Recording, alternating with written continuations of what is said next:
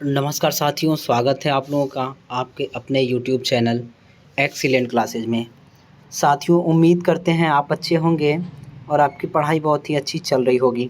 साथियों, आज हम शुरू करेंगे है ना भारतीय संविधान के जो भाग हैं, तो भाग 1 देखेंगे।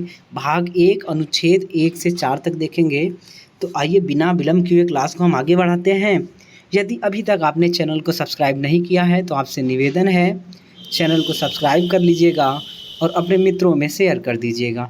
वीडियो पसंद आए तो लाइक ज़रूर करिएगा और आपके जो भी सुझाव हों कमेंट बॉक्स में लिख दीजिएगा। अब देखिए, हम बात करें है ना भाग 1 में क्या दे रखा है। तो देखिए क्या दे रखा है भाई मेरे, भारत का राज्य क्षेत्र यानी क्या होगा भारत, ये बात कहाँ पे लिखा हुआ है, तो भाग 1 में लिखा है। इस बात को ध्यान रखेंगे। अब देखिए भाग 1 में कितने अनुच्छेद हैं, तो अनुच्छेद 1 से 4 तक है। ठीक, अब अनुच्छेद 1 में क्या लिखा है ज़रा ध्यान से देखिएगा। क्या है अनुच्छेद 1 में, इंडिया अर्थात भारत राज्यों का संघ होगा। अंग्रेजी में क्या लिखा है, India that is Bharat shall be union of state, है ना। तो इसको ध्यान रखेंगे, इंडिया अर्थात भारत है ना राज्यों का संघ होगा, ऐसा बोल रखा है। अब इसका मतलब क्या है, राज्यों का संघ होगा। संघ की दो बातें हैं, एक होता है फेडरेशन, सुन ले मेरे भाई, एक होगा फेडरेशन और एक होता है यूनियन। तो फेडरेशन का मतलब ये होता है कि भारत या फिर किसी भी देश में अगर फेडरेशन के द्वारा कोई देश बना है तो उसका मतलब होगा कि जितनी भी उसकी इकाइयां हैं वो किसी समझौते के तहत हैं। उनको जब मन करेगा वो उस इकाई से अलग हो जाएंगे, इस बात को ध्यान रखेंगे। लेकिन भारत क्या है, यूनियन है। India that is Bharat shall be union of the state. ठीक है, तो इंडिया क्या है, यूनियन है, राज्यों का संघ है। अब देखिए राज्यों का संघ है तो ये अनस्वर संघ, इस बात को ध्यान रखेंगे कि अनस्वर संघ है। ठीक मेरे भाई, अब अनस्वर संघ है इसका मतलब ये होगा कि भारत के जितने भी राज्य हैं, जितने भी केंद्र शासित प्रदेश हैं, वो भारत से कभी भी किसी भी दशा में अलग नहीं हो सकते, इस बात को ध्यान रखेंगे। ठीक मेरे भाई, तो क्या लिखा है अनुच्छेद 1 में, भारत राज्यों का संघ होगा अर्थात इंडिया अर्थात भारत राज्यों का संघ होगा। अब कौन कौन शामिल होंगे, तो इसमें राज्य शामिल होंगे। आज के डेट में कितने राज्य हैं, तो 28 राज्य हैं। ठीक मेरे भाई, जब संविधान लागू हुआ था, देश आज़ाद हुआ था, तो उस समय रियासतें हुआ करती थी, 556 रियासतें थी, इस बात को ध्यान रखेंगे। रियासतें देखिए 3 भागों में भारत बटा था, एक देसी भारत था, एक अंग्रेज भारत था और एक स्वतंत्र रियासतें थी, इस बात को ध्यान रखेंगे। देसी भारत का मतलब जहाँ पर है ना भारतीय राजा महाराजाओं का शासन था। उसके बाद क्या था आपका अंग्रेज भारत, जहाँ पे अंग्रेज लोगों का सीधा शासन था। उसके बाद आपका कुछ स्वतंत्र रियासतें भी थी, इसको ध्यान रखेंगे। तो जब भारत आज़ाद हुआ था तो उस समय रियासतों में बटा हुआ था। अब इन रियासतों का एकीकरण होगा और एकीकरण होने के बाद क्या होगा, राज्यों का पुनर्गठन होगा, समझ रहे हैं ना। तो 1956 में आएगा फजल अली आयोग, अभी बाद में देखेंगे थोड़ी देर में। ठीक है, तब जाके आपके भारत के राज्य बनेंगे। तो एक में क्या है, इंडिया क्या होगा यानी भारत क्या होगा, इस बात का उल्लेख है। तो भारत क्या होगा, भारत राज्यों का संघ होगा। कौन कौन शामिल होंगे, तो भारत के राज्य शामिल होंगे, केंद्र शासित प्रदेश होंगे और अर्जित किए जाने वाले क्षेत्र होंगे। आज के डेट में राज्यों की संख्या 28 है, केंद्र शासित प्रदेश कितने हैं मेरे भाई, तो केंद्र शासित प्रदेश हैं 8, इस बात को ध्यान रखेंगे। और अर्जित किए जाने वाले क्षेत्र क्या हैं, तो 0 हैं, इसको भी ध्यान रखिएगा। तो अनुच्छेद 1 कहता है भारत राज्यों का संघ होगा, ऐसा संघ होगा जो कि अनस्वर होगा, वो किसी भी हाल में भारत से अलग नहीं हो सकता है। अर्थात क्या है कि भारत का वो अभिन्न अंग होगा, इस बात को ध्यान रखेंगे। ठीक मेरे भाई, अब आइएगा, तो इसमें राज्य शामिल होंगे, केंद्र शासित प्रदेश शामिल होंगे और अर्जित किए जाने वाले क्षेत्र शामिल होंगे। देखिए संविधान निर्माता बहुत विजनरी थे, उनको ये था ना कि हो सकता है भारत में अगर कुछ एरिया भारत कब्जा कर ले भविष्य में, पता नहीं कौन सा है ना प्रधानमंत्री होगा, कैसा होगा, तो वो भी भारत के अंग होंगे। इसलिए वो इसको भी जोड़ दिए थे कि अर्जित किए जाने वाले प्रदेश यानी अर्जित प्रदेश। तो देखिए भारत आज तक कोई भी प्रदेश अर्जित नहीं किया, तो इनकी संख्या क्या हो जाएगी, 0। अब आइए अनुच्छेद 2 क्या कहता है। अनुच्छेद 2 कहता है कि बाहरी प्रदेशों को भारत में शामिल करने की प्रक्रिया क्या होगी। और इसकी शक्ति किसके पास होगी, तो संसद के पास होगी। ये बात कहाँ पे लिखा हुआ है, अनुच्छेद 2 में। याद रखेंगे, एक है भारत अर्थात इंडिया, इंडिया अर्थात भारत राज्यों का अनस्वर संघ होगा। राज्य कभी भी अलग नहीं हो सकते हैं। ये राज्य क्या है, किसी समझौते का परिणाम नहीं है। ठीक है। 2 में क्या लिखा हुआ है कि बाहरी प्रदेशों को, अगर कोई बाहर के प्रदेश हैं भारत में शामिल होना चाहते हैं तो उनको शामिल करने की प्रक्रिया क्या होगी, ये बात कहाँ पे लिखा हुआ है, तो आप देखिएगा अनुच्छेद 2 में लिखा हुआ है। इसे थोड़ा ध्यान रखेंगे। ठीक मेरे भाई, चलिए आइए, अब 2 हो गया। अब बात कर लें, है ना, कि आगे क्या होगा भाई। अनुच्छेद 2 में ये तो हो गया कि बाहरी प्रदेशों को भारत में शामिल करने की प्रक्रिया क्या होगी, कौन शामिल करेगा, तो शक्ति किसके पास होगी, ये सब बात कहाँ पे लिखा हुआ है, तो अनुच्छेद, है ना, 2 में लिखा हुआ है। इसे थोड़ा ध्यान रखेंगे। अब देखो भाई, अनुच्छेद 2 में ये हो गया। अब हम बात कर लें, है ना, कि भारत को शामिल, यानी कोई प्रदेश अगर भारत में शामिल होना चाहता है तो उसको कैसे शामिल करेंगे। अगर हम ये बात देखें तो आप देखो, कुछ नहीं करना है। क्या होता है कि संसद सामान्य बहुमत से, वापस याद रखें, कोई बाहरी प्रदेश को भारत में शामिल करना है तो उसमें क्या होगा कि संसद सामान्य बहुमत से प्रस्ताव पारित करेगा और उस क्षेत्र को भारत में शामिल कर लेगा। जब सामान्य बहुमत से प्रस्ताव पारित होगा तो कोई संविधान संशोधन की प्रक्रिया लागू नहीं होगी। इस बात को ध्यान रखेंगे। आइए आगे बढ़ते हैं। अब देखिएगा अनुच्छेद 2A, है ना, अनुच्छेद 1 देख लिया, अनुच्छेद 2 देख लिया। अभी अनुच्छेद 2A क्या है, इसको ध्यान रखेंगे। देखिए अनुच्छेद 2A, है ना, क्या बोलता है। अब ये क्यों आया था, इसको थोड़ा ध्यान रखेंगे। देखिए पहले जो आपका सिक्किम है, समझ रहे हैं ना, तो सिक्किम क्या होता था कि एक अलग देश होता था। देश मतलब अलग ही शासन था वहाँ का। ठीक है। अब सिक्किम अलग देश हुआ करता था तो उसमें क्या हुआ कि जब भारत चीन का युद्ध हुआ था 1962 में, सुन लेना आप, 1962 में जब भारत और चीन का युद्ध हुआ तो इनको भी कुछ खतरा महसूस हुआ, समझ रहे हैं ना। फिर ये धीरे धीरे क्या हुआ कि 1974 का टाइम आया और ये भारत से संबंध बढ़ाने लगे। उस केस में क्या हुआ कि अब इनको, भारत चाहता था कि भाई अपने में शामिल हो जाएं, चाइना चाहता था कि वो हमारे पास चले जाएं। तो अब ये जो हैं सिक्किम वाले, वहाँ के राजा ने भारत के साथ एक एग्रीमेंट कर लिया कि पहले हम आपको टेस्ट करेंगे कि हम आपके यहाँ रह सकते हैं कि नहीं रह सकते हैं, फिर हम उसके बाद देखेंगे। तो 35वां संविधान संशोधन होगा। 35वां संविधान संशोधन 1974 में होगा। इंदिरा गांधी सरकार होंगी। अब देखिए उसमें एक अनुच्छेद जोड़ा जाएगा, अनुच्छेद 2A, इस बात को ध्यान रखेंगे। अनुच्छेद 2A जोड़ा जाएगा जिसके तहत क्या होगा, सिक्किम को भारत का सह राज्य क्या बनाया जाएगा, तो ये सह नहीं है, सह राज्य है, इसको ध्यान रखेंगे, सह राज्य बनाया जाएगा। अब एसोसिएट राज्य बनाया जाएगा, एसोसिएट स्टेट बनाया जाएगा। अब देखिए एसोसिएट स्टेट बनेगा, उसका मतलब ये होगा कि सिक्किम खुद को टेस्ट कर रहा है भारत को कि भारत में हम रह सकते हैं, विलय हो सकता है। ऐसा तो नहीं ना है कि विलय के बाद हमारे लोगों को तकलीफ हो या फिर हम इनसे मैच ना कर पाए। तो अनुच्छेद 2A जोड़ा जाएगा 35वें संविधान संशोधन के द्वारा। सीधा सा पूछ लेता है अनुच्छेद 2A का संबंध किससे है, तो सिक्किम से, इस बात को ध्यान रखिएगा। अब देखिएगा सिक्किम से ये तो हो गया। उसके बाद क्या होगा, जब 1 साल गुजर जाएगा तो सिक्किम वाले जो राजा होंगे या वहाँ की जो प्रजा होगी उनको ये लगेगा कि भैया भारत ठीक ठाक है, हमारे रहने के योग्य है।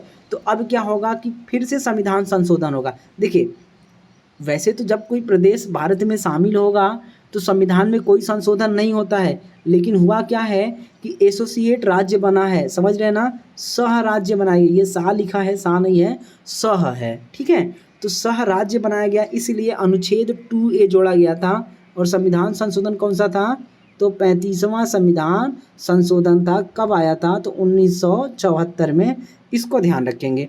अब देखिए जब सिक्किम को लग गया कि भाई ठीक ठाक है, रहने योग्य है, तो फिर जाके ये 1900, है ना, 75 में 36वां संविधान संशोधन होगा। और ये 36वां संविधान संशोधन ये 2A को हटाने के लिए होगा, समझ रहे हैं ना। यानी जो सह राज्य का दर्जा दिया गया था सिक्किम को, उसको ख़त्म करने के लिए 36वां संविधान संशोधन होगा 1975 में। और 2A को समाप्त कर दिया जाएगा तथा सिक्किम को पूर्ण राज्य का दर्जा दे दिया जाएगा। इस बात को ध्यान रखेंगे। ठीक मेरे भाई, तो उम्मीद करते हैं ये बात आपको समझ में आ रही होगी। अब आइए, तो इसको ध्यान रखेंगे कि अनुच्छेद 2A का संबंध किससे है? सिक्किम से है। कब जोड़ा गया था? तो 35वां संविधान संशोधन के द्वारा 1974 में जोड़ा गया था। फिर 2A को ख़त्म करने के लिए कौन सा संशोधन हुआ? तो 36वां हुआ था। कब हुआ था? 1 साल बाद 75 में। और इसको ख़त्म करके क्या बना दिया गया? सिक्किम को पूर्ण राज्य का दर्जा दे दिया गया। तो ये कभी कभी पूछ लेगा कि सिक्किम को पूर्ण राज्य का दर्जा कब दिया गया था? तो 1975 में। अब आगे बढ़ते हैं, देखिए अब अनुच्छेद 3 क्या कहता है? अनुच्छेद 3 ध्यान से देखेंगे भाई, अनुच्छेद 3 क्या कहता है? कहता है कि देखिए भारत, अभी हमने क्या किया है कि राज्य बनाया, पहले भारत बनाया, फिर उसके बाद हमने क्या देखा कि बाहरी प्रदेशों को भारत में शामिल करने की प्रक्रिया क्या होगी। उसके बाद हम क्या देखेंगे भाई अब कि भारत के जो राज्य हैं, समझना मेरे भाई, भारत के जो राज्य हैं, राज्यों के नाम में परिवर्तन, सीमा में परिवर्तन और नए राज्यों का गठन करना है। तो इसकी प्रक्रिया क्या होगी, इसकी शक्ति किसके पास होगी, इस बात का उल्लेख कहाँ पे है? तो अनुच्छेद 3। अनुच्छेद 3 ये कहता है भारत के राज्यों के नाम में परिवर्तन, सीमा में परिवर्तन और नए राज्यों के गठन की बात कौन करेगा? तो अनुच्छेद 3 करेगा। इस बात को ध्यान रखिएगा। अब देखिएगा प्रक्रिया क्या होगी, इस बात को थोड़ा ध्यान रखेंगे। देखिए होता क्या है कि अगर, है ना, भारत सरकार अगर चाहती है कि किसी राज्य का नाम बदलना है या किसी राज्य की सीमा बदलनी है, राज्य बड़ा है उसको छोटा करना है, कुछ इलाके दूसरे स्टेट को देना है, या किसी दूसरे स्टेट से इलाके लेना है, या कोई राज्य बड़ा है उसको, है ना, काट के 2 टुकड़ों में बनाना है। जैसे आप देखिएगा, अगर देख लें तो पहले आंध्र प्रदेश हुआ करता था, आंध्र प्रदेश कट गया और तेलंगाना आ गया, ठीक है। उसके पहले चले जाएंगे तो बिहार, बिहार से देखिए पहले बंगाल होता था, बंगाल से बटा तो आपका क्या आया था? उड़ीसा, है ना। बंगाल से उड़ीसा अलग होगा, यानी बंगाल से बिहार अलग होगा, फिर बिहार से उड़ीसा अलग होगा, फिर बिहार से झारखंड अलग होगा। तो ये जो चीज़ें अलग हो रही हैं, या फिर यूपी की बात करते, यूपी से उत्तराखंड अलग हुआ था। तो अब ये जो आपके नए राज्य बन रहे हैं, या राज्यों के सीमा परिवर्तन हो रहे हैं, या राज्यों का नाम बदलना है ना, तो उस केस में क्या होता है कि संसद में बिल लाने के पहले, यानी संसद हमारी जो सरकार है वो बिल लाने के पहले क्या करेगी कि जो संबंधित राज्य है, जिस राज्य का नाम बदलना है या उसकी सीमा बदलना है, या किसी राज्य को काट के 2 टुकड़ों में बांटना है, नया राज्य बनाना है, तो उस राज्य के विधानमंडल से राष्ट्रपति संसद में बिल लाने के पहले विचार विमर्श करते हैं, पूछते हैं कि महोदय आपके राज्य का नाम बदल दिया जाए, या आपके राज्य की सीमा को बदल दिया जाए, या आपके राज्य को तोड़ के 2 राज्य बना दिया जाए। ये राष्ट्रपति पूछेंगे वहाँ के विधानमंडल से। अब विधानमंडल में 2 मंडल होते हैं, एक होगा विधान परिषद और एक होगा विधान सभा। ठीक मेरे भाई, सुन पा रहे हैं? तो अब देखिए, अब वहाँ का जो भी है, अगर दोनों है तो दोनों, या फिर एक है तो एक। अब ये लोग अपने विचार देंगे, किसको देंगे? राष्ट्रपति को। इनकी मर्जी है कि बदल दिया जाए और इनकी मर्जी है कि नहीं बदला जाए। यानी ये राष्ट्रपति के प्रस्ताव से सहमत हो या असहमत हो, कोई फ़र्क नहीं पड़ता। समझ रहे हैं ना? राष्ट्रपति के प्रस्ताव से सहमत हो या असहमत हो, कोई फ़र्क नहीं पड़ता। राष्ट्रपति का स्वविवेक है, यानी जो आपका संसद है, देखिए राष्ट्रपति का स्वविवेक होने का मतलब क्या होता है कि अब यहाँ पे राष्ट्रपति का विवेक नहीं चलेगा, है ना, क्योंकि इसके पीछे कौन है? तो मंत्री परिषद है। तो राष्ट्रपति जो विधान परिषद है या विधान मंडल है, उसके सलाह को मानने के लिए बाध्यकारी नहीं होता है। और जो संसद है, यानी जो मंत्री परिषद है, वो स्टेट की मर्जी हो ना हो, वो संसद में बिल लाके उस राज्य का विभाजन कर सकती है, राज्य के नाम में परिवर्तन कर सकती है, राज्य की सीमा में परिवर्तन कर सकती है। तो एक बार वापस देखें, अनुच्छेद 3 क्या कहता है कि, है ना, इसके अंतर्गत भारत के राज्य के नाम में परिवर्तन, सीमा में परिवर्तन और नए राज्यों के गठन का उल्लेख है, जिसकी शक्ति किसके पास होगी? संसद के पास होगी। अब ये शक्ति संसद के पास होगी तो क्या होता है, देख लीजिएगा, पूरी बात यहाँ पे लिखी हुई है कि संसद में बिल लाने के पहले, है ना, संसद में बिल लाने के पहले राष्ट्रपति संबंधित राज्य के विधानमंडल से विचार विमर्श करते हैं, तथा इसकी समय सीमा, यानी राष्ट्रपति तय करेंगे कि विधानमंडल कितने दिनों में जवाब देगा, उसको बदलना है नहीं बदलना है, सहमत है या असहमत है, ये समय कौन तय करता है? तो राष्ट्रपति तय करते हैं। उसके बाद क्या है, राज्य के विधानमंडल का जो समय हो गया, तो जो भी उनका सुझाव आएगा उसे राष्ट्रपति मानने के लिए बाध्यकारी नहीं होते हैं। इस बात को ध्यान रखेंगे। यानी जो है ना मंत्री परिषद है, कुल मिला के क्या है, आपकी संसद है, वो चाहे तो राज्य का नाम बदल दे, सीमा बदल दे। जिस राज्य के नाम बदलना है, सीमा बदलना या राज्य को है ना 2 टुकड़ों में बांट के नया राज्य बनाना है, उसकी मर्जी हो ना हो कोई फ़र्क नहीं पड़ता, इस बात को ध्यान रखेंगे। अब देखिए ये तो हो गया आपका अनुच्छेद 2 और 3 है ना। अब अनुच्छेद 4 क्या कहता है? अनुच्छेद 4 नहीं लगा है क्या इसमें? देखिए छोड़ दीजिए। अब अनुच्छेद 4 एक छूट ही गया होगा। अनुच्छेद 4 ये कहता है कि एक पेज उठा लेते हैं भाई, अनुच्छेद 4 है ना। आर्टिकल 4 ये कहता है कि अनुच्छेद 2 और 3 में, अनुच्छेद 2 और 3 में जो भी परिवर्तन होंगे वो संविधान संशोधन यानी 368 के अंतर्गत नहीं आएंगे, इस बात को ध्यान रखेंगे। अनुच्छेद 2 और 3 में जो भी परिवर्तन होंगे वो संविधान संशोधन की प्रक्रिया के अंतर्गत नहीं आएंगे, यानी संविधान संशोधन काउंट नहीं होगा।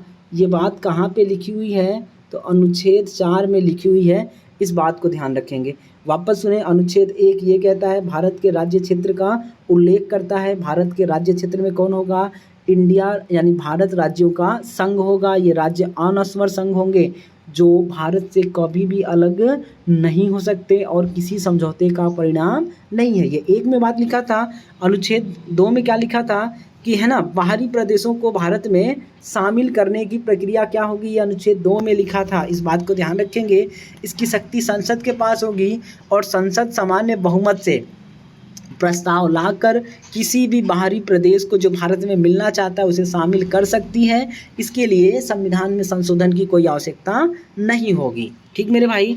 उसके बाद 3 में ये था, यानी अच्छा 2 हो गया, 2A जोड़ा गया था। सिक्किम सह राज्य बना था इसलिए 2A जोड़ा गया था। सह राज्य जोड़ा गया था इसलिए संविधान संशोधन करना पड़ा था। कौन सा? 35वां। नहीं तो संविधान संशोधन की कोई आवश्यकता नहीं थी। अब 36वें के द्वारा 2A को ख़त्म कर दिया जाएगा, इस बात को ध्यान रखेंगे। अनुच्छेद 3 क्या कहता है? 3 ये कहता है कि किसी राज्य के नाम में परिवर्तन, सीमा में परिवर्तन और नए राज्यों का गठन करना है तो इसकी प्रक्रिया क्या होगी और इसका पावर किसके पास होगा, शक्ति किसके पास होगी? तो संसद के पास होगी, इस बात को ध्यान रखेंगे। प्रक्रिया ये होगा कि किसी राज्य का नाम बदलना है, सीमा बदलना है या नए राज्यों का गठन करना है तो उसके लिए क्या होगा कि जिस राज्य का ये काम करना है, तीनों में से कोई काम, उस राज्य के विधानमंडल या विधान परिषद से पूछा जाएगा, उनकी राय जानी जाएगी और उसका राय कौन लेगा? तो राष्ट्रपति महोदय उनका राय जानेंगे। लेकिन राष्ट्रपति बाध्यकारी नहीं होंगे कि उनकी राय क्या है, मानना ही पड़ेगा। ठीक है, इनको ध्यान रखेंगे। अब देखिएगा उसके बाद अनुच्छेद 4 ये था है ना कि अनुच्छेद 4 ये कहता है कि अनुच्छेद 2 और अनुच्छेद 3 में, अनुच्छेद 2 और अनुच्छेद 3 में होने वाले परिवर्तन संविधान संशोधन के अंतर्गत नहीं आएंगे, इस बात को ध्यान रखेंगे। अनुच्छेद 2 में यानी आप किसी बाहरी प्रदेश को शामिल कर रहे हो तो संविधान संशोधन नहीं होगा, यानी संविधान संशोधन काउंट नहीं होगा। अगर राज्य का नाम बदल रहे हो, सीमा बदल रहे हो, नए राज्य का गठन कर रहे हो तब भी संविधान संशोधन नहीं होगा। ये बात कहाँ लिखा है? तो अनुच्छेद 4 में लिखा है, इसको ध्यान रखेंगे। 1 पेज नहीं लग पाया है, छोड़ दीजिए उन्हें। ठीक मेरे भाई। अब आइए, अब देखिए ये 368 क्या है आखिर, है ना। संविधान संशोधन होता कैसे है इसको भी देख लेते हैं। तो देखिए संविधान में संशोधन का मतलब क्या होता है कि कोई चीज़ बदलना, कोई चीज़ जोड़ना या कोई चीज़ हटाना। तो ये 3 टाइप का होगा लेकिन काउंट केवल 2 ही टाइप के होंगे। तो देखिए संविधान में परिवर्तन तो 3 प्रकार से होगा। एक क्या होगा आपका? सामान्य बहुमत से, सुन रहे ना। एक होगा सामान्य बहुमत से, एक होगा आपका विशेष बहुमत। सामान्य बहुमत का मतलब ये होता है कि जितने सदस्य हैं ना, जितने लोग वोट कर रहे हैं, एक जन ज़्यादा कर दिए हैं तो क्या हो जाएगा? सामान्य बहुमत।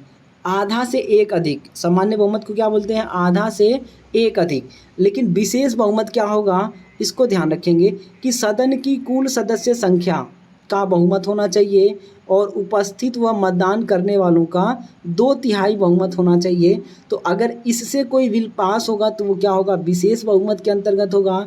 और वहाँ पे कौन सा लागू होगा? तो संविधान संशोधन की प्रक्रिया लागू होगी, यानी संविधान में संशोधन होगा और उसे काउंट किया जाएगा। ठीक मेरे भाई, इसे ध्यान रखेंगे। उसके बाद क्या है? तीसरा प्रकार, कुछ विशेष है ना प्रावधान होते हैं, उनमें अगर आप संशोधन चाहते हैं जिससे भारत को बहुत ज़्यादा परिवर्तन की आवश्यकता हो जाए। जैसे देखिए NJAC आया था, है ना। अगर बात कर लें NJAC आया था, तो न्यायिक प्रक्रिया में परिवर्तन था ये भाई, पूरा भारत इससे है ना प्रभावित होता। तो जब कभी बहुत बड़े मुद्दे हो जाएं और उनमें आप चाहते हैं संशोधन करना, तो आपको किसकी आवश्यकता होगी? विशेष बहुमत तो होगा ही होगा, लेकिन उसके साथ क्या होगा कि आधे राज्यों का अनुमोदन लेना पड़ेगा। तो ये 3 प्रकार से होता है, एक होगा सामान्य बहुमत, दूसरा होता है विशेष बहुमत, और तीसरा है आपका विशेष बहुमत प्लस आधे राज्यों का अनुमोदन।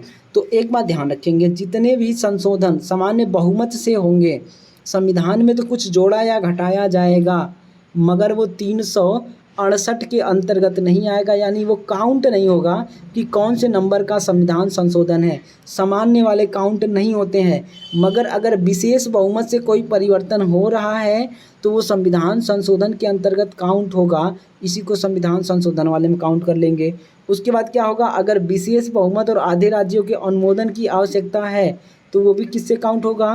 368 के अंतर्गत काउंट होगा, और उसमें आपको गिना जाएगा कि ये पहले नंबर, दूसरे नंबर, 100वें नंबर या कौन से नंबर का संविधान संशोधन है। उम्मीद करते हैं ये बात समझ में आया होगा। अब देखो ज़रा, संविधान संशोधन की ये तो बात हो गई।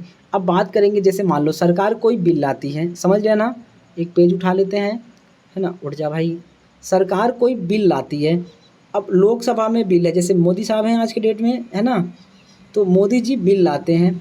अब बिल लाए हैं, बिल लोकसभा से पास हो गया, राज्यसभा से पास नहीं हुआ, यानी कोई बिल आया लोकसभा से पास हो गया, राज्यसभा से पास नहीं हुआ, तो बिल क्या हो जाएगा? कैंसिल हो जाएगा। मान लीजिए कोई बिल आया लोकसभा में कैंसिल, तो बिल कैंसिल हो जाएगा। अगर कोई बिल आया लोकसभा से पास, राज्यसभा से पास, बिल कहाँ आ रहा है? लोकसभा में। वापस सुन लें कैसे होता है ये बिल में परिवर्तन, या कोई बिल रखा जाता है, संविधान संशोधन कैसे होगा, इसको एक बार वापस देखें आप। इसको देखने के लिए क्या करना है कि कोई बिल मान लीजिए लोकसभा में आया, लोकसभा से पास होके कहाँ जाएगा? राज्यसभा में।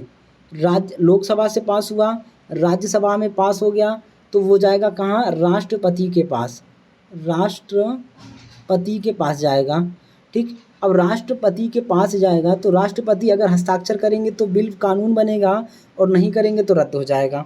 अगर मान लीजिए लोकसभा से पास, राज्यसभा ने मना कर दिया, बिल कैंसिल हो जाएगा। समझ लेना, लोकसभा से पास हो गया, राज्यसभा से भी पास हो गया, लेकिन राष्ट्रपति के पास जाए और लोकसभा भंग हो जाए, लोकसभा से पास, राज्यसभा से पास, बिल राष्ट्रपति के पास है, लोकसभा भंग हो जाए तो वो बिल कानून बन जाएगा, इसको ध्यान रखेंगे। यानी संविधान संशोधन है तो वो लागू होगा। लेकिन कोई बिल लोकसभा में रखा गया, पास हो गया, और वो बिल कहाँ गया? राज्यसभा में गया। लोकसभा में रखा गया, बिल पास होके कहाँ गया? राज्यसभा में। राज्यसभा में बिल पास होने ही वाला था कि लोकसभा भंग हो गई, यानी सरकार गिर गई। समझ गए ना, लोकसभा भंग हो जाए तो क्या होगा? बिल कैंसिल हो जाएगा, इस बात को ध्यान रखेंगे। लोकसभा में बिल आया, पास होकर राज्यसभा में गया, राज्यसभा में बिल पास नहीं हुआ था, लोकसभा भंग हो गई, तो आपका बिल कैंसिल हो जाएगा। दूसरी बात, कोई बिल लोकसभा से, है ना, आया था, ये तो हो गया। अगर मान लीजिए कोई संविधान संशोधन है या कोई बिल है, वो कहाँ पे आ रहा है? तो राज्यसभा में आ रहा है। अब राज्यसभा से पास हुआ और वो चला गया कहाँ पे? लोकसभा। लोकसभा मना करेगी तो कैंसिल हो जाएगा। लेकिन अगर कोई बिल राज्यसभा में आया और कहाँ गया? लोकसभा में गया, लेकिन लोकसभा में पास होने ही वाला था कि लोकसभा भंग हो गई। समझ गया ना, ये बिल राज्यसभा में आया था और यहाँ से कहाँ गया? तो लोकसभा में गया। लोकसभा में बिल पास होने वाला था, सरकार गिर गई, तो बिल कैंसिल नहीं होगा, रिजर्व हो जाएगा, इसको ध्यान रखेंगे।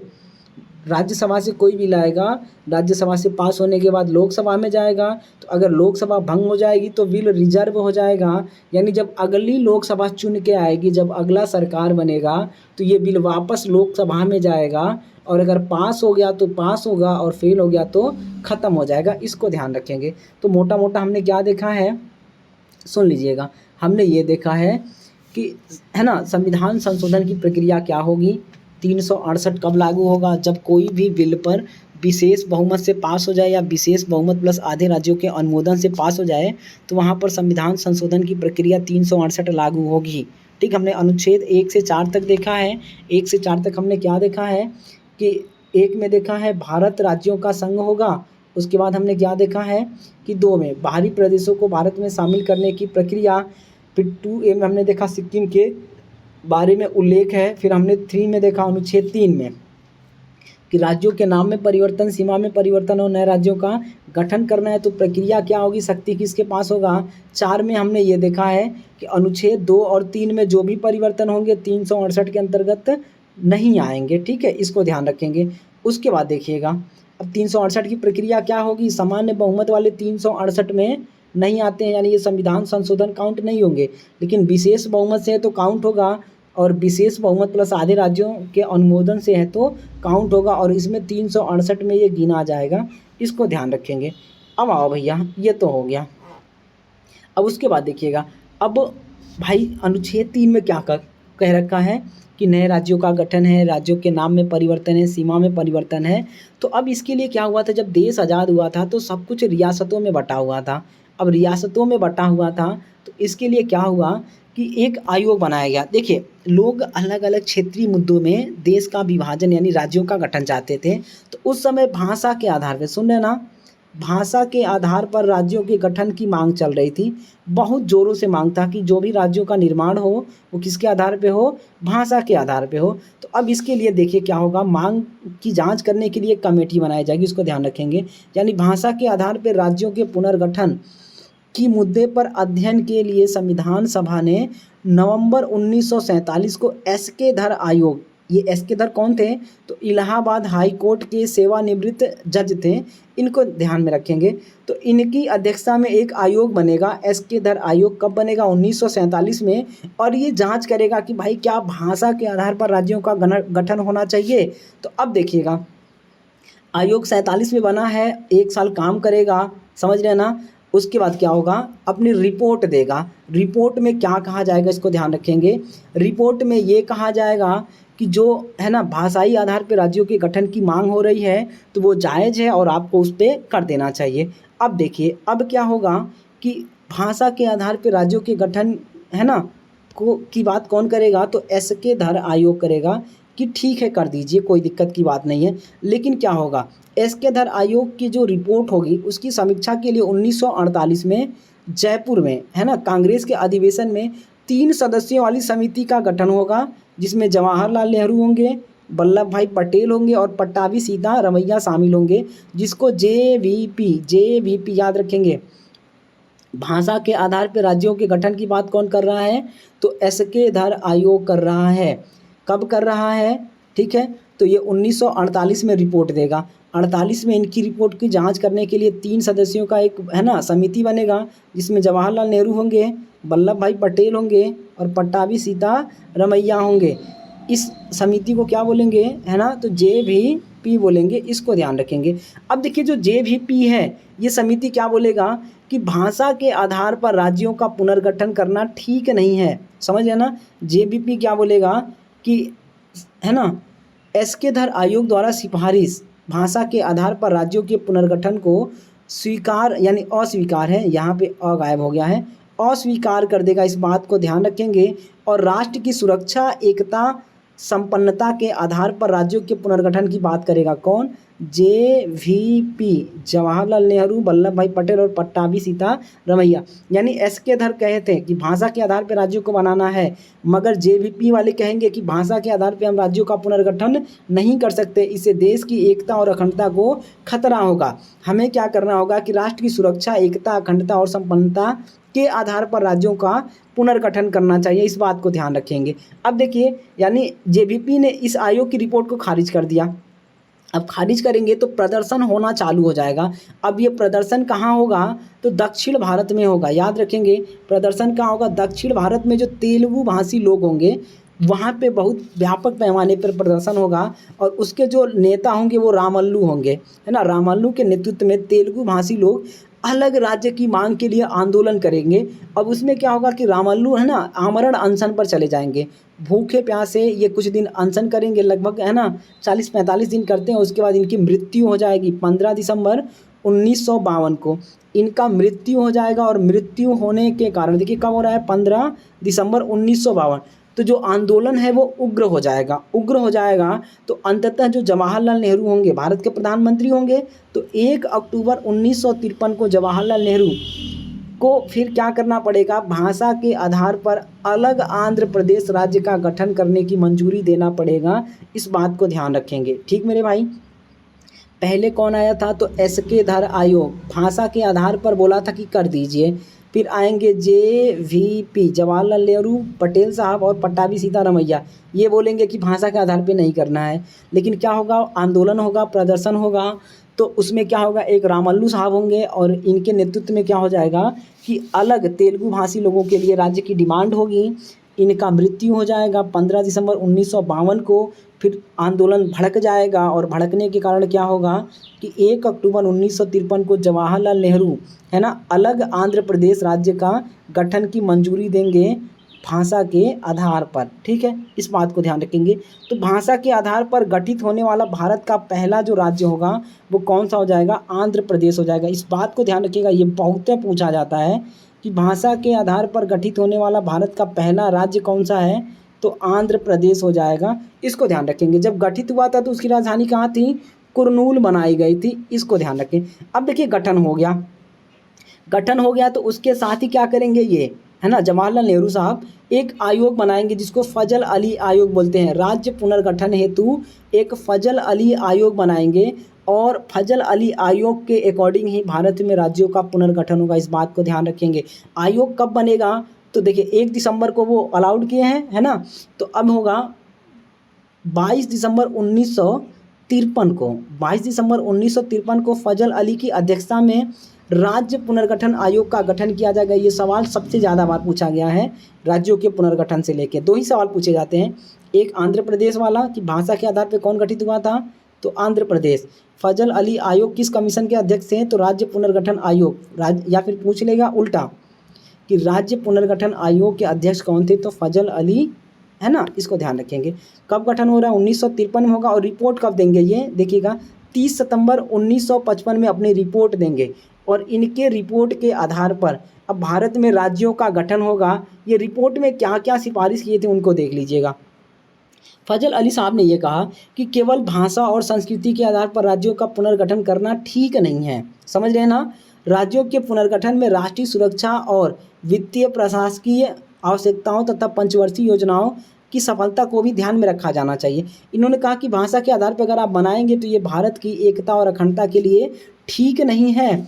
आपको क्या करना चाहिए कि राष्ट्रीय सुरक्षा को ध्यान में रखना चाहिए, जो वित्तीय व्यवस्था है उनको ध्यान में रखना है, जो प्रशासकीय आवश्यकता है उसको ध्यान में रखना है, और जो पंचवर्षीय योजनाएं हैं इनको ध्यान में रख के राज्यों का पुनर्गठन करना चाहिए। 2 बातें हो गई। और तीसरी बात ये कहा था, ठीक है, अच्छा 2 बात हो गई। इनके आधार पर, है ना, भारत को 16 राज्यों और 3 केंद्र शासित प्रदेशों में विभाजित करने की बात कही गई थी। देखिए बात कितने में कहा गया, ये पूछ लेगा कि फजल अली आयोग ने कितने राज्यों के गठन की बात कही थी, तो 16 राज्य और 3 केंद्र शासित प्रदेश, लेकिन गठन मात्र 14 राज्यों का होगा। इसको ध्यान रखेंगे। तो ये 3 बातें भाषा के आधार पे केवल नहीं करना है, आपको ध्यान किसको रखना है, तो राष्ट्रीय सुरक्षा, वित्तीय, है ना, प्रशासकीय आवश्यकता, पंचवर्षीय योजना, इनको ध्यान रखना है। और इस आधार पे आप 16 राज्यों में बांट दीजिएगा, 3 केंद्र शासित प्रदेश बनाना है। लेकिन क्या होगा कि संसद, है ना, संसद क्या करेगी कि जुलाई 1956 में राज्य पुनर्गठन अधिनियम पारित कर देगी और इसके तहत 14 राज्य और 6 केंद्र शासित प्रदेश बनाए जाएंगे। 14 राज्य और 6 केंद्र शासित प्रदेश बनाए जाएंगे। इसको ध्यान रखेंगे। यानी आज़ादी के बाद भारत में कितने राज्य थे, तो आप देखिएगा 14 राज्य, और कितने केंद्र शासित प्रदेश थे, तो 6 थे। ये बात ध्यान रखेंगे। है ना, अली आयोग साहब, यानी फजल अली जो आयोग था उसने कितने राज्यों की बात कही थी, तो 16। कितने केंद्र शासित प्रदेशों की बात कही थी, तो 3। इनको ध्यान रखेंगे। ये फजल अली हो गए और ये संसद ने बनाया कितना, 14 + 6। ठीक मेरे भाई, तो उम्मीद करते हैं ये बात आपको समझ में आ रहा होगा। अब देख लीजिएगा, अब कौन कौन से राज्य कब कब बने थे उनको देख लेते हैं और वीडियो ख़त्म हो जाएगा। देखिए अगर हम बात करें, है ना, आंध्र प्रदेश का, तो आंध्र प्रदेश कब बना था, ध्यान से देखिएगा। आंध्र प्रदेश 1 अक्टूबर 1953 को बना था। भाषा के आधार पे गठित होने वाला भारत का पहला राज्य कौन सा है, तो आंध्र प्रदेश है। इसको ध्यान रखेंगे। उसके बाद अगर बात करते केरल, है ना, तो दूसरी बार केरल बना था, यानी पहले नंबर पे ये था, दूसरे नंबर पे किसका गठन हुआ था, तो केरल का, नवंबर 1956 में हुआ था। और ये राज्य पुनर्गठन अधिनियम 1956 के अंतर्गत त्रावणकोर, कोचीन और मालाबार को मिला के बना था, इनको ध्यान रखेंगे। फिर होगा आपका गुजरात महाराष्ट्र, पहले एक ही होता था गुजरात और महाराष्ट्र, बाद में बंटवारा हो जाएगा, इनको ध्यान रखेंगे। तो 1 मई 1960, है ना, गुजरात और महाराष्ट्र को अलग कर दिया जाएगा। अब बॉम्बे का पुनर्गठन अधिनियम 1960 के अंतर्गत तत्कालीन बॉम्बे राज्य का गुजरात और महाराष्ट्र में अलग अलग बंटवारा हो जाएगा, इसको ध्यान। पहले बॉम्बे प्रेसिडेंसी होती थी तो उसको 1960 में अलग अलग दो यानी गुजरातियों के लिए गुजरात और मराठियों के लिए महाराष्ट्र बना दिया जाएगा। अब आइए नागालैंड की बात करें तो 1 दिसंबर 1963 में नागालैंड का गठन होगा, इनको ध्यान रखेंगे। नागालैंड राज्य अधिनियम 1962 आएगा। इसके अंतर्गत क्या होगा कि असम राज्य के भाग को नागा पहाड़ियों और, है ना, त्युएनसान क्षेत्र का राज्य क्षेत्र समष्टि करके बनाया जाएगा, यानी कुछ भाग असम से लेंगे, कुछ नागा पहाड़ियों से लेंगे और उसको काट के क्या बना देंगे, तो नागालैंड बना देंगे। अब बात होगी हरियाणा की। पहले हरियाणा पंजाब एक ही होता था, पंजाब होता था, हरियाणा नहीं होता था, तो उसको सिंध प्रांत बोलते थे, सप्त सिंधु प्रदेश, आपने सुना होगा, 7 नदियों का प्रदेश। अब पाकिस्तान में कुछ हो जाएगा, कुछ इंडिया में हो जाएगा, तो 5 पंजाब वाले हो गए, 2 आपके हरियाणा में पड़ते थे। तो अब देखिए, है ना, पहले पाकिस्तान बटेगा तो कुछ पंजाब पाकिस्तान के पास होगा, उसके बाद जो पंजाब होता था वो भारत के लिए होता था, तो पूरा पंजाब होता था, हरियाणा नहीं था। तो हरियाणा बनेगा 1 नवंबर 1966 को। क्या होगा, पंजाब पुनर्गठन अधिनियम आएगा 1966 को। जो हिंदी बोलने वाले होंगे उनके लिए क्या होगा, हरियाणा, और जो पंजाबी बोलने वाले हैं उनके लिए क्या हो जाएगा, तो पंजाब बन जाएगा, इनको ध्यान रखेंगे। फिर हिमाचल प्रदेश की बात करेंगे तो 25 जनवरी 1971 को हिमाचल प्रदेश बनेगा, इसको ध्यान रखेंगे। हिमाचल प्रदेश राज्य अधिनियम आएगा 1966 के अंतर्गत हिमाचल प्रदेश को केंद्र शासित प्रदेश पहले होता था और उसको क्या बना दिया जाएगा, पूर्ण राज्य का दर्जा दिया जाएगा। अब बात होगी मेघालय की। देखिए तो मेघालय, मणिपुर और त्रिपुरा, है ना, 25 जनवरी 1971 को जो पूर्वोत्तर या फिर, है ना, पूर्वोत्तर क्षेत्र के यहाँ अधिनियम आएगा, पूर्वोत्तर संगठन अधिनियम या पुनर्गठन अधिनियम आएगा 1971। इसके तहत आपके मेघालय, मणिपुर और त्रिपुरा बनेंगे। अब आइए सिक्किम की बात करते हैं।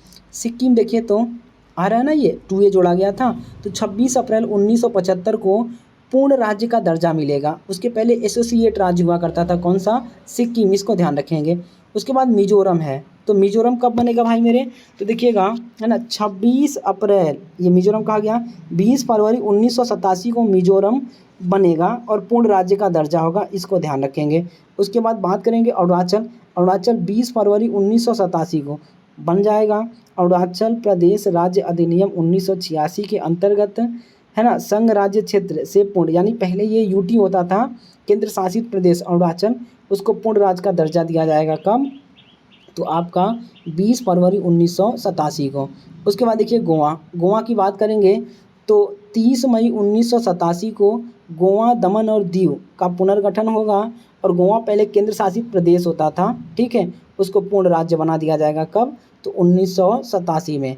अब आइए छत्तीसगढ़ की बात करें तो 1 नवंबर को, है ना, छत्तीसगढ़ अलग होगा मध्य प्रदेश से, 1 नवंबर 2000 को मध्य प्रदेश से अलग करके बनेगा। फिर बात करते हैं उत्तराखंड, ये 9 नवंबर को उत्तर प्रदेश से अलग होकर बनेगा उत्तराखंड।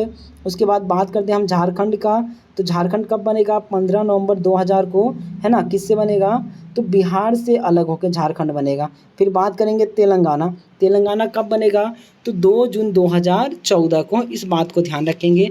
तो एक बार इसको आप वापस वीडियो को देख लीजिएगा, आराम से पढ़ लीजिएगा मेरे भाई, है ना। अब आइए, अब देखिए हमने मोटा मोटा क्या देखा है कि भारतीय संविधान का भाग 1 देखे हैं और भाग 1 में क्या देखे हैं, अनुच्छेद 1 से 4। 1 से 4 में क्या देखे हैं, 1 में यह था आपका कि भारत राज्यों का संघ होगा, इसमें कौन कौन शामिल होगा, तो राज्य होंगे, केंद्र शासित प्रदेश होंगे और अर्जित किए जाने वाले क्षेत्र होंगे। 2 में हमने क्या देखा है कि बाहरी प्रदेशों को भारत में शामिल करने की प्रक्रिया क्या होगी, शक्ति किसके पास होगी, है ना, तो राष्ट्रपति क्या क्या करेंगे, इस सब बातों को देखे हैं। उसके बाद हमने 3 में क्या देखा है, या अच्छा 2 के बाद 2A आया था, पूछ लेगा 2A का संबंध किससे है, तो सिक्किम से है। कब जोड़ा गया था, 35वें संविधान संशोधन 1974 के द्वारा जोड़ा गया था। और भैया अगर बात कर लेगा कि, है ना, कब 2A को ख़त्म किया गया, तो 36वें संविधान संशोधन 1975 के द्वारा ख़त्म किया गया था। उसके बाद देखिएगा अनुच्छेद 3 क्या कहता है। 3 ये कहता है कि भारत के राज्यों के नाम में परिवर्तन, सीमा में परिवर्तन और नए राज्यों का गठन करना, इस बात का उल्लेख 3 में है। अनुच्छेद 4 ये कहता है कि जो 2 और 3 में परिवर्तन होंगे वो अनुच्छेद 368 के अंतर्गत नहीं आएंगे। ये बात कहाँ लिखा है? 4 में। 368 क्या है? तो संविधान संशोधन की प्रक्रिया है। संविधान संशोधन काउंट नहीं होगा अगर किसी को शामिल कर रहे हो या नए राज्य बना रहे हो, राज्य का नाम बदल रहे हो या राज्य की सीमा बदल रहे हैं। ठीक। अब संविधान में संशोधन 2 टाइप से होता है। एक तो होगा आपका विशेष बहुमत और दूसरा होगा आपका क्या? विशेष बहुमत प्लस आधे राज्यों का अनुमोदन। इनको ध्यान रखेंगे। ठीक मेरे भाई। अब देखिएगा उसके बाद बिल उल के बारे में हमने देखा है कि लोकसभा से आएगा तो लोकसभा से पास होगा, राज्यसभा से पास होगा, कानून बनेगा, यानी राष्ट्रपति के पास जाएगा। लोकसभा में आया, अगर लोकसभा ने मना कर दिया तो ख़त्म। लोकसभा में आया, पास होकर राज्यसभा में गया, राज्यसभा पास करती कि लोकसभा भंग हो गई तो बिल खत्म हो जाएगा। अगर लोकसभा राज्यसभा में आया, राज्यसभा से पास होकर लोकसभा में गया, लेकिन राज्यसभा से पास होकर लोकसभा में गया है, लोकसभा अगर पास करने ही वाली थी कि लोकसभा भंग हो जाती है, सरकार गिर जाती है, तो जो बिल है वो सेव रहेगा, रिजर्व हो जाएगा। कोई भी सरकार चुन के आएगी तो वो बिल फिर वो सरकार को पास करना होगा, यानी उस पर वोटिंग करना होगा। इसको ध्यान रखेंगे। अब आओ जरा, उसके बाद हमने ये देखा है कि राज्यों का पुनर्गठन, है ना, कि भाषा के आधार पर डिमांड बढ़ने लगा था। तो साउथ इंडिया में यानी दक्षिण भारत में जो तेलुगु भाषी लोग हैं वो अलग तेलुगु भाषी भाषा के आधार पर राज्य के गठन की बात करते थे। इनका नेता कौन था? तो है ना, इनका नेता हो जाएंगे तो रामल्लू साहब हो जाएंगे। अब रामल्लू साहब हैं तो अब क्या होगा भैया कि रामल्लू साहब क्या करेंगे? अनशन वनशन करेंगे तो फिर मर जाएंगे बेचारे। मर जाएंगे तो दबाव बनेगा और जो है ना जवाहरलाल नेहरू साहब हैं वो भाषा के आधार पर आंध्र प्रदेश राज्य के गठन की बात कर देंगे। इसको ध्यान रखेंगे। अब पूछ लेगा कि कौन सा आयोग भाषा के आधार पर राज्यों के गठन की बात किया था? तो एस.के. धर आयोग, इसको ध्यान रखेंगे। 1947 में, है ना। इसकी समीक्षा के लिए कौन सा आयोग बना था? तो JVP जवाहरलाल नेहरू, वल्लभ भाई पटेल और पट्टाभी सीतारामैया, इन्होंने एस.के. धर आयोग को खारिज कर दिया था। इस बात को भी ध्यान रखेंगे। ठीक मेरे भाई। अब देखो ज़रा, अब ये रामल्लू साहब मर जाएंगे, है ना, तो आंध्र प्रदेश गठित हो जाएगा। ये तो हमने देख ही लिया है। अब उसके बाद फिर आपका 22 दिसंबर 1953 को फजल अली आयोग आएगा। फजल अली आयोग, इसको ध्यान रखेंगे। अब ये आयोग की अध्यक्षता में, है ना, फजल अली की अध्यक्षता में आयोग बनेगा 22 दिसंबर 1953 को। रिपोर्ट कब देगा ये अपनी? तो 30 सितंबर 1955 को। अब रिपोर्ट में कौन कौन सी बातें होंगी उनको हमने देखा है कि केवल भाषा के आधार पर राज्यों का गठन करना ठीक नहीं है और आपको क्या करना चाहिए? राज्यों के गठन में आपको राष्ट्रीय सुरक्षा, वित्तीय व्यवस्था, प्रशासनिक व्यवस्था, पंचवर्षीय योजनाओं की सफलता आदि को ध्यान में रखकर राज्यों का गठन करना चाहिए। फजल अली साहब ने कहा था कि कम से कम आपको 16 राज्य बनाने चाहिए और 3 केंद्र शासित प्रदेश। लेकिन सरकार क्या करेगी? तो सरकार ये करेगी कि संसद में बिल पास होगा। कब होगा आपका? तो आप देखिए 1956 में होगा। ठीक है, बिल पास होगा। बिल का नाम होगा राज्य पुनर्गठन अधिनियम। ठीक। अब आइए, तो 14 राज्य और 6 केंद्र शासित प्रदेश बनेंगे। इसको ध्यान रखेंगे। ठीक मेरे भाई। अब कौन कौन से राज्य कब कब बने थे तो ये आप यहाँ से देख लीजिएगा। और इसी के साथ हम वीडियो को समाप्त करने वाले हैं। वीडियो देखने के लिए आपका बहुत बहुत धन्यवाद। यदि आप अभी तक चैनल को लाइक या, है ना, सब्सक्राइब नहीं किए हैं तो महोदय आपसे निवेदन है कर दीजिए। देखिए, आप अगर सपोर्ट करेंगे तभी हम रेगुलर वीडियो ला पाएंगे। आप नहीं करेंगे तो हम कहाँ से लाएंगे? तो आपके जो भी सोशल मीडिया अकाउंट है शेयर वेयर कर दिया करें आप, है ना, चाहे वो फेसबुक हो जाए, चाहे आपका व्हाट्सअप ग्रुप हो जाए, चाहे टेलीग्राम ग्रुप हो जाए। देखो भाई, आप करेंगे तभी ना होगा जी। तो आपसे निवेदन है कि आप वीडियो को लाइक ज़रूर करें, चैनल को सब्सक्राइब करें और अपने मित्रों में शेयर करें। इसी के साथ वीडियो देखने के लिए आपका बहुत बहुत आभार।